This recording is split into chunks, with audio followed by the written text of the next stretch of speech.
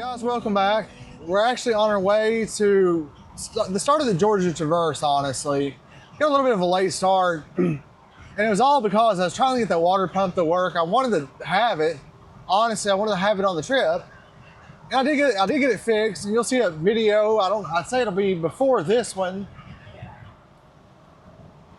7 gallons really though isn't a lot, but it'll help some. But anyways, I'm almost to the North Carolina border, and then it'll be Georgia. So for tonight, I'm going to start out at Sandy Ford, the camp, and then from there, I'm going to start the Georgia Traverse tomorrow. I don't know if I'll finish the whole thing by Monday, because I have off work until Monday. I have to be back to work by Tuesday. Ideally, though, the whole point of this trip to me, I do a lot of work from home. I do work from home. So, I bought a lot of different, camping stuff here recently. The battery pack, water supply. You'll see in this video, I actually bought a small portable air conditioner. All I really have left is a Starlink, and I'll have everything I need to really basically be anywhere and work. So I might, if eventually, I'd like to, travel just a little bit on the weeks that I don't have my daughter, and be able to work from home and travel, anywhere, and just see some different places. Be off-roading and still see some beautiful places and work. That would actually help with some of the stress from the job. But this trip is actually a solo trip. First trip I've done solo, or camping trip I've done solo, and longest camping trip, honestly. I think that I have everything I need. I have 2 coolers, a rather large one. I bought one recently, a Beaver, I think 40 or 50 quart cooler. And I'm going to keep it as a refrigerator. And then on my other cooler, the Bouge RV one, I actually got it as a freezer. So I got everything I need. I actually froze some, I don't know if y'all are familiar. I made some cowboy beans. I like those quite well. And I froze those, got some hamburger meat, froze those. And actually, I think I didn't freeze the hot dogs, got them in the cooler. And I got some other things in the cooler. So actually I have it lined out to where it should all last, and it'll stay cold. The alternator charger I'll be driving each day so I can recharge the battery. The air conditioner, I tested it last night. I think it takes, cooling temperature right at 65, 70 degrees. And it's going to be hot, I think, because it's around 85, 90 degrees. And I'm sure in Georgia, it'll be really humid. But it said the battery would last around 5 hours. So that I will have to keep an eye on. But I do have my other 2 batteries. So I have some other battery sources, and I will recharge that one while driving. And I can charge up my other batteries also while driving, because I can charge them with a big battery. So it will work out. But just join me, along. I'll, once we get a little bit closer, I'll update you where I'm at. Sandy Ford, from what I saw on the map, seems like just a 1. More or less, it's just the destination I wanted to go to. Really short trail. I hope that it's not full. It's right the weekend before the 4th of July, so it may be full. But at the end of it, there's a water crossing, but there is a beach-like area, and there is a river. So it looked like a nice little area just to camp for the night. It's right now 3:45. I should get there right before 6. So I have plenty of time to set up camp before it gets dark. But again, it just depends. If there's a lot of people there, I'll try to find somewhere else. And if that's the case, I should have enough daylight to actually just go ahead and get on the Traverse and probably find a camp spot there somewhere. But I'm going to go ahead and drive. I don't think there's supposed to be any bad weather there tonight. There might be a 30-40% chance. I don't really worry about the inflatable topper leaking. It has not leaked any, really, even during the hard rains. I did get an extension. It may, that I don't know if it'll leak. We'll find out. But if anything, it'll be just my feet. But ideally, I'd like it not to leak.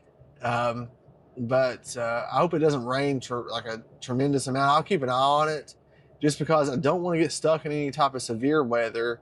You know, this area down here sometimes gets, you know, pretty bad weather. So I'll keep an eye on it, and if I have to, then I'll exit the woods. Don't want a tree falling on us. But let's go ahead and keep on driving, and like I said, as I get closer, I'll check back in.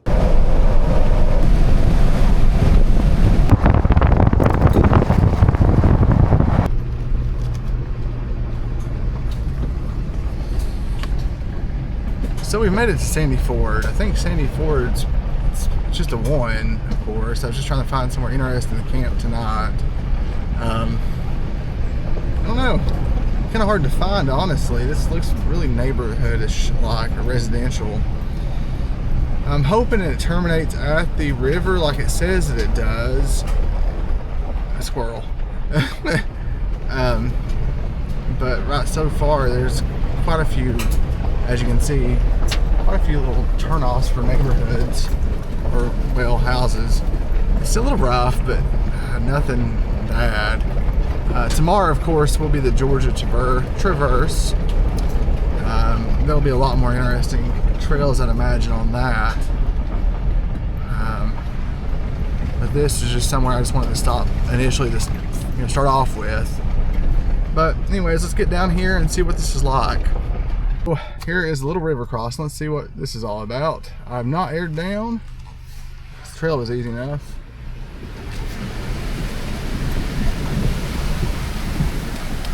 A little sand. Okay, that was easy enough. That was nothing.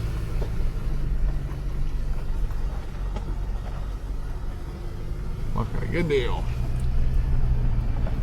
So, see what the rest of this is like.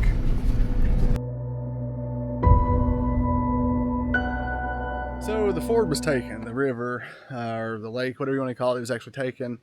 So that's okay. There's this area right here. It's a flat, you know, it's got some little grass. There's a creek here. There will be a lot more nicer places, I believe, on the Traverse. I've actually mapped out some places. It actually has a lot more camping areas. I was really, you know, counting on the Ford. I thought there was actually a bigger area of beach area, but there really wasn't. It's just about a 1 or 2 car parking space. And again, there was 2 cars there, so, or well, actually 3. So that's all right. This will work for tonight because it's, I think, close to 7 o'clock. No point in going to try and look for another camp because it'll be getting dark in about probably about another hour. It'll take me a minute to set up camp, you know, kind of get things set up. What I'm going to do is I'm going to set you on a time lapse, show you me setting this up, and we'll kind of go from there.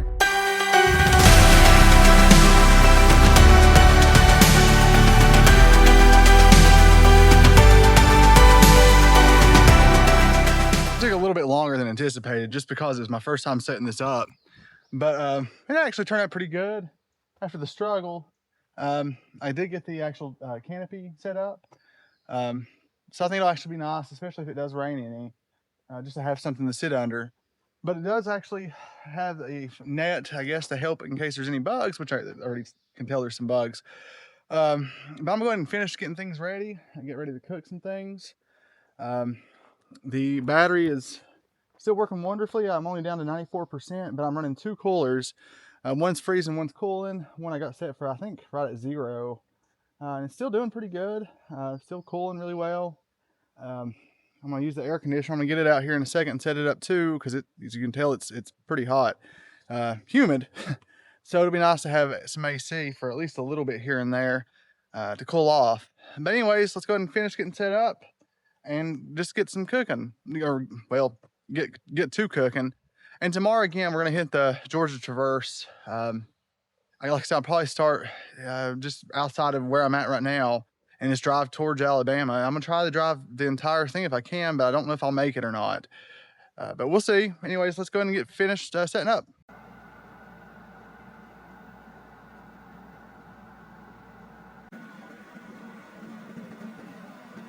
Hey, this setup's pretty awesome. The air conditioner works. You know, actually it has this connection here. They can run it into the bed. It uses about 380 watts. So, and it has a sleep mode, which slows it down. If I do that, it goes down to around 350 watts, which again, I mean, you wouldn't be able to use this all night, just because of the amount of power that it uses. But I will say it is much cooler back there. So much cooler, especially with this humidity. And this little heat pump, this little air conditioner, the air conditioner, gosh, it wasn't much. I think I might have paid, $290 for it, from Amazon, of course. But I'll put the link in the description. It might have been a little bit more, but it was an off-brand, I'll be honest. But for what it is, it works, especially if you have a bigger battery. And again, I mean, it might deplete the battery overnight, but I can charge it up tomorrow on the drive. So there's really no worries. And they do make a solar panel, or solar panels you can attach to that Datsun battery. I don't have them. But if you were just going to camp all day, or if you're going to stay at your campsite and weren't going to drive around, that would be an option. But it's very, very impressive. I'm going to be completely honest. Very, very content with the setup so far. So, getting tired. Gosh, I'm going to start cooking here in a minute. I just bought some chicken. I think it was, what was it? It was barbecue chicken from a grocery store. It was pre-made, but hey, it works. I'm starving. I've driven all day. I actually worked on the water setup this morning, so it's gonna be good. So I'm gonna go ahead and start cooking, and just kind of enjoy that.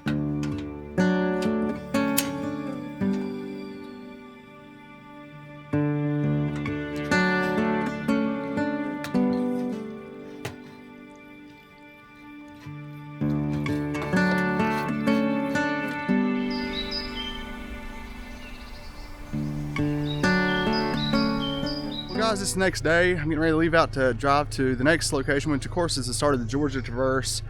I believe it's in a place called Dillard. That's where I'm going to start at.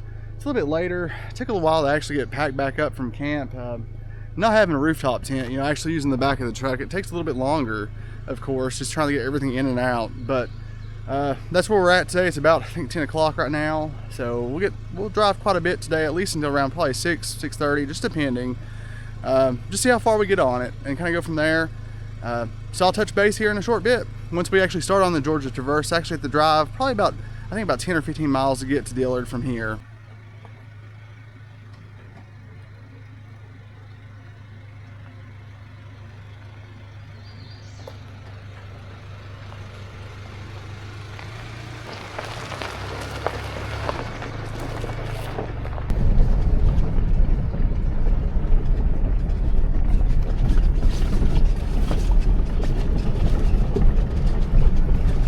So guys, I haven't aired down any at all because I have to get back on the main road to go actually to the Georgia Traverse. I didn't want to air down then have to air right back up because this road's pretty short. We're going to cross the creek crossing right now.